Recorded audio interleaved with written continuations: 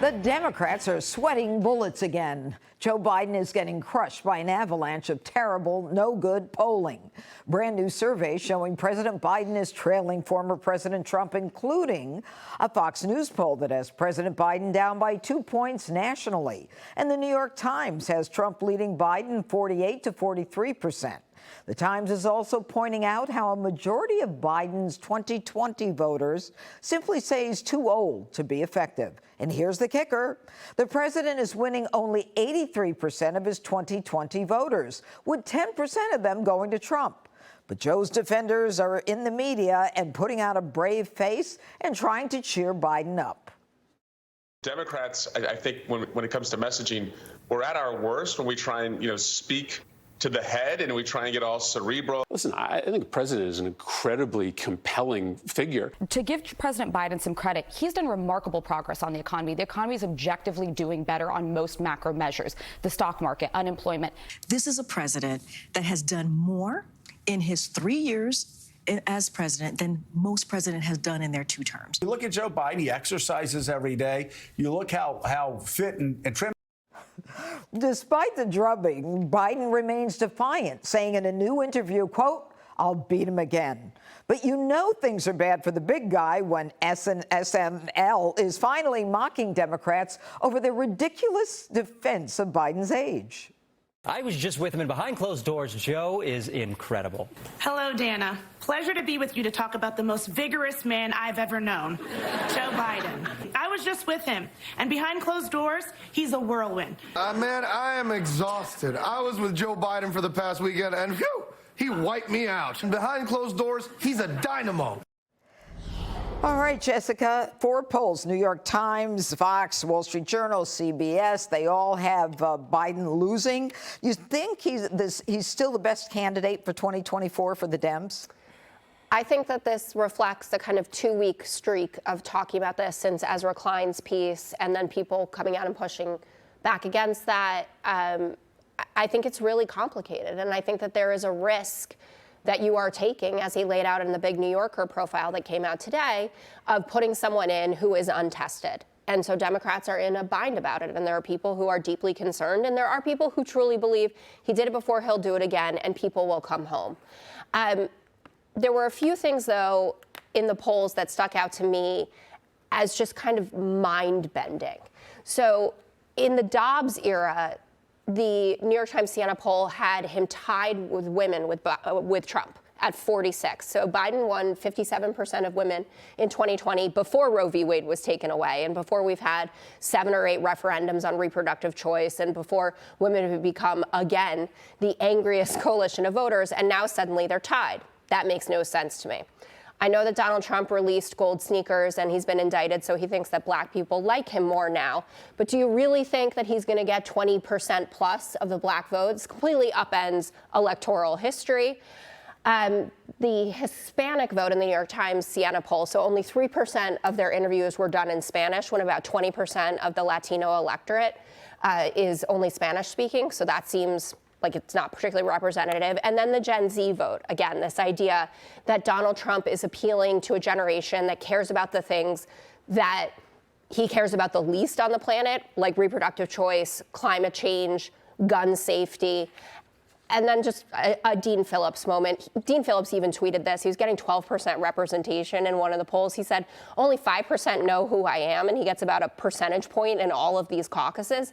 Something is a bit funky. It does not mean there isn't a problem. If the election were held today, Donald Trump could very well win. But you look at this and you think women, the black vote, the Latino vote, the youth vote, while Trump is trumping all over. Maybe look at them as Americans who just want to live a happy life and get a job and afford a house, instead of thinking about them as in little groups. Like, oh, I can't believe that. Like, people actually, regardless of group, want the same things.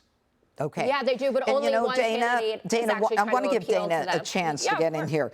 Dana, Trump's advantage is coming, as Jessica just indicated, from groups that they have predicted belong to the Democrats, and that is the Hispanics, the young people, suburban women, blacks. And I felt all along, by the way, that Joe Biden earned those low numbers. Yeah. But this is a new constituency. And like Greg, I believe it's just people who want what Trump is selling. Let me just add blue-collar workers to that. And in the New York Times poll, when Nate Cohn wrote about it, one of the last things he says in his piece is the Democrats might have to go back to the drawing board and rethink their entire coalition.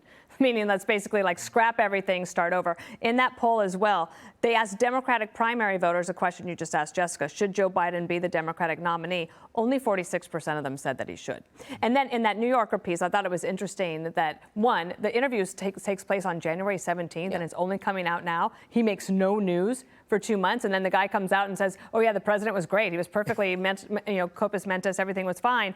But he asked Joe Biden, did you ever think of not running? And he says, absolutely not. I'm like, oh really? Well, that'd be news to all of those Democratic voters who said he will be a transformational president. They took that as a one-term situation. Also, I think that they have to just continue to keep him in the Oval Office so that he stops painting himself into corners. He's painted himself into a corner on immigration, energy, crime, inflation, and on his vice presidential choice. So that's why the reason SNL and Jon Stewart are finally ridiculing all of them is because they can't show what they're saying. Joe Biden is a whirlwind, only behind the scenes. Come on. All right. And Jesse, one of the interesting things is that, Trump is beating Biden by huge numbers in immigration. And the State of the Union is coming up. And do you expect that Biden is going to switch gears now to say, I'm going to take care of the border now? I don't know what Biden is going to do. He can't do anything that's going to change this. Jessica just named every single group in the country. No, not white men. I can't believe evil white women, men. She left out evil white men. Hispanics, white rural blacks. rage. I mean, Jessica, by the time you're finished, that's everybody.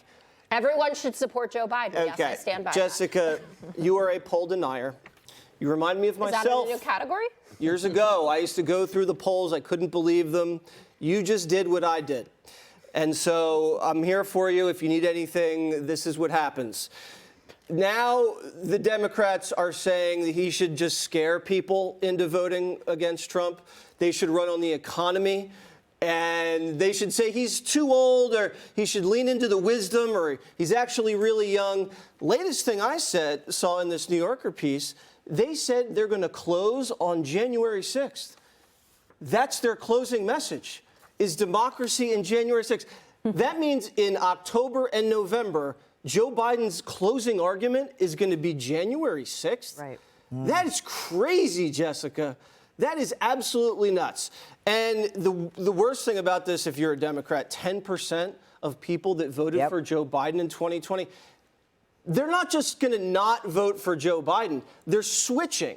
That means 8 million you take off of the tally for Joe Biden and you add that to Donald Trump. I mean, that is just an enormous Do we still get all the swing. dead people? You not as many as this year because we're on to it.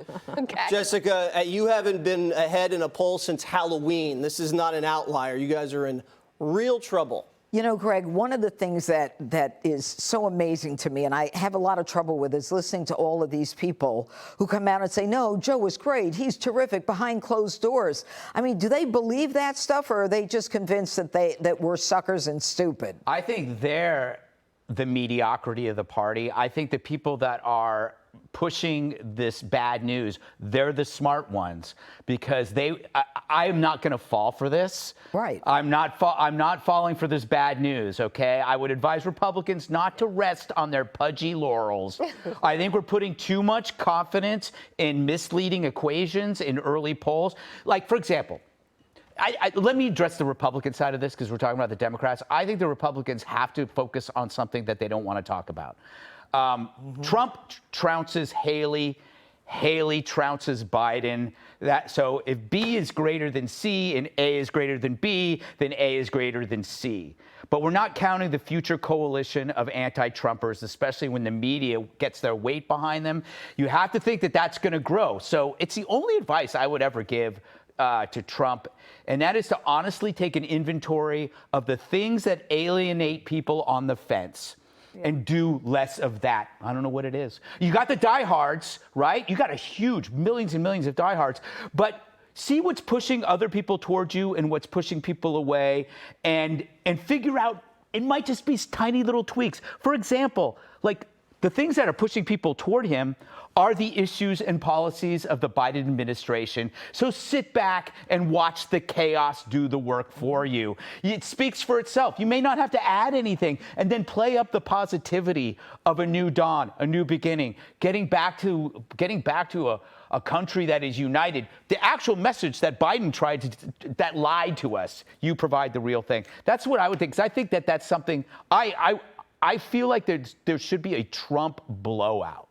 Given all of these numbers, that's why I don't trust it. Well, I think you should trust it, just because Republicans are always so beaten down and demoralized into thinking that you're a minority in this country. And you see a poll like this with these demographics that Jessica just laid out: women, Hispanics, blacks. People agree with the policies that Donald Trump pushes in the platform. And that should make all Republicans and all Americans happy, because they were successful. Remember your midterms. You nearly cried. Click here to subscribe to the Fox News YouTube page to catch our hottest interviews and most compelling analysis. You won't get it anywhere else.